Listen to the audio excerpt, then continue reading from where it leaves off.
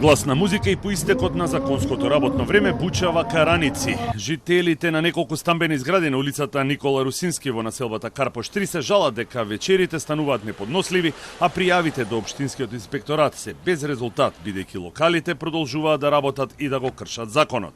Пријавено било и во полиција од каде излегле на терен, но во локалите немало ништо од наведеното во пријавата. Забавите траат до 1 до 2 часот, а потоа започнуваат кавги и закани помеѓу напиени гости со газдата.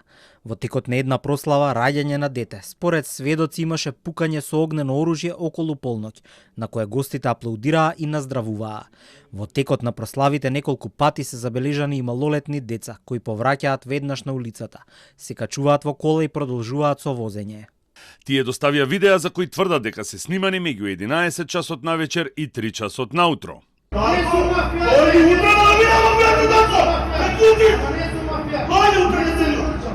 Жителите на околните згради тврдат дека собствениците на двата локали им се закануваат. Во текот на една прослава, каде што газдата го имаше поврзано својот телефон и пушташе музика по полноќ, се јавија соседи кои кажаа дека треба да намали поради тоа што спијат децата. На тоа газдата возврати со пцости кон неа, детето, мажот и повтори дека никој ништо не ми може на мене, ќе правам што сакам.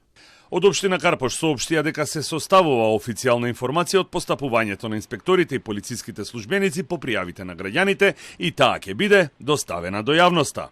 Граѓаните побарале интервенција и од Државниот инспекторат за животна средина, од каде се прогласиле за ненадлежни и ги упатиле во општина Карпош и кај општинскиот инспектор за животна средина. Полицијата потврди дека минатиот петок нешто пред полноќ добиле пријава од станарите за гласна музика и бучава од кафеаната. Испратен бил тим од полициската станица Карпош, но кога пристигнале таму, немало никаков основ за да се изрече било каква казна. Од страна на полициски службеници постапено е веднаш по пријавата и излезено е на местото на настанот и констатирано е дека во објектот имало околу 10 гости, но немало гласна музика ниту бучава. Од МВР апелираат до станарите да ги достават снимките со кои располагаат, а кои веќе ги доставија до медиумите, за да можат тие понатаму да постапуваат.